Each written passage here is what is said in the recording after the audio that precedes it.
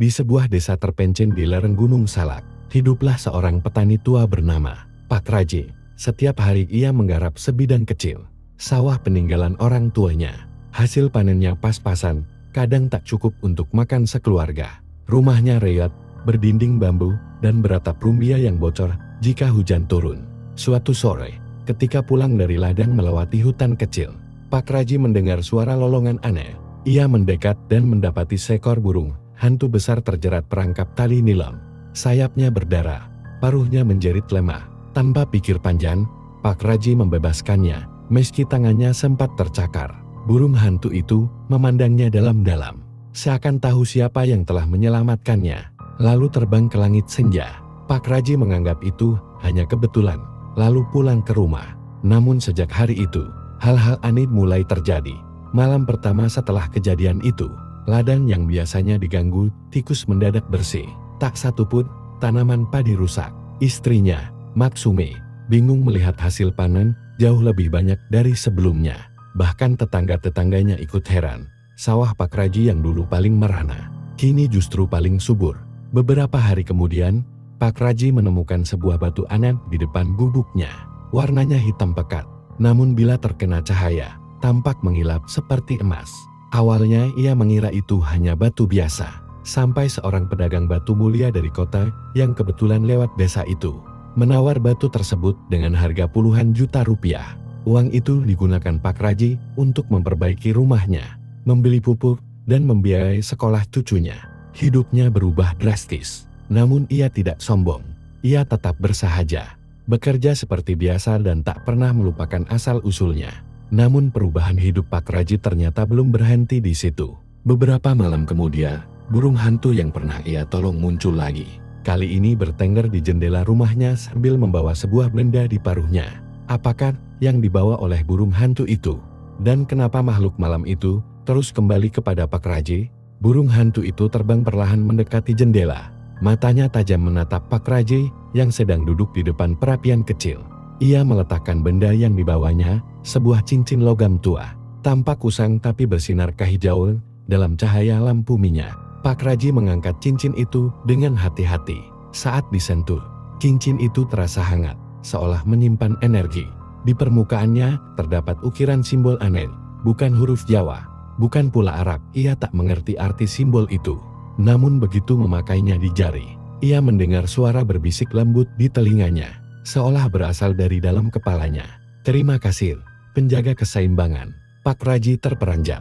Ia menoleh ke kiri dan kanan, tapi tak ada siapa-siapa. Burung hantu itu hanya menatapnya tenang, lalu terbang menghilang ke langit malam tanpa suara. Keesokan harinya, Pak Raji mulai mengalami mimpi-mimpi aneh. Dalam tidurnya, ia melihat hutan-hutan tua, gua-gua dalam tanah, dan makhluk-makhluk yang tak pernah ia lihat sebelumnya. Dalam salah satu mimpi, ia melihat dirinya berdiri di tengah hutan, dikelilingi oleh hewan-hewan malam. Mereka semua menunduk padanya. Mimpi itu terasa nyata, dan saat terbangun, ia mendapati tangan kanannya menekan tanah, dan tanah itu, entah bagaimana, menjadi lebih subur dari sebelumnya. Ia mencangkul sedikit, dan dalam sekejap, cacing dan akar tumbuh dari dalamnya seolah ia memiliki kendali atas tanah itu. Hari demi hari, kekuatan aneh itu semakin tumbuh. Apa yang ia tanam selalu tumbuh lebih cepat. Air yang ia sentuh jadi jernih. Ia bahkan mampu menyembuhkan ayam sakit hanya dengan menepuknya. Namun kekuatan itu juga mulai menarik perhatian yang tidak diinginkan. Pada suatu malam kelam tanpa bintang, seseorang datang mengetuk pintu rumahnya. Seorang pria asing berjas hitam dengan mata cekung dan senyum dingin. "Pak Raji, kami tahu Anda memiliki sesuatu yang bukan milik manusia biasa," kata pria itu. Suaranya datar, "dan kami datang untuk mengambilnya." Pak Raji berdiri di depan pintu. Cincin masih melingkar di jarinya.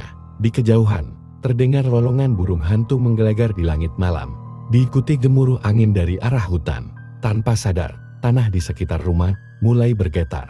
Cerita Pak Raji baru saja memasuki babak baru sebuah pertarungan antara manusia biasa dan kekuatan yang selama ini tersembunyi dari dunia. Pak Raji memandangi pria asing itu dengan sorot mata tajam namun tenang. Di dalam dirinya, ia merasakan sesuatu membara seperti dorongan dari alam yang tak kasat mata. Burung hantu yang dulu ia tolong tiba-tiba muncul kembali, Kali ini tidak sendirian. Puluhan burung hantu lainnya membentuk lingkaran di langit di atas rumahnya.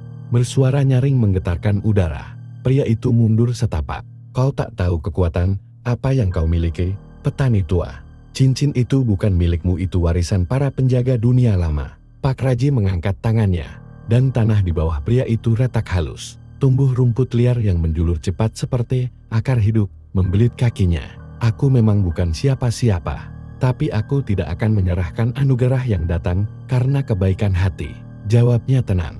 Dengan kekuatan dari cincin dan restu alam, Pak Raji mengusir pria itu, yang akhirnya lenyap di bawah angin dan tertelan oleh gelapnya hutan. Sejak malam itu, tak ada lagi yang mengusiknya. Cincin itu tetap ia simpan, tapi hanya dipakai saat dibutuhkan. Ia memilih hidup sederhana, tetap bertani dan menolong siapapun yang datang padanya. Namun kini, seluruh desa tahu bahwa di balik tangan kasar dan wajah keriput Pak Raji, tersembunyi kekuatan alam yang luar biasa. Dan setiap malam, seekor burung hantu setia bertengger di atap rumahnya penjaga sunyi yang selalu waspada, mengingatkan bahwa satu tindakan kebaikan bisa mengubah takdir, bahkan membawa seorang petani miskin menjadi pelindung dunia yang tak terlihat.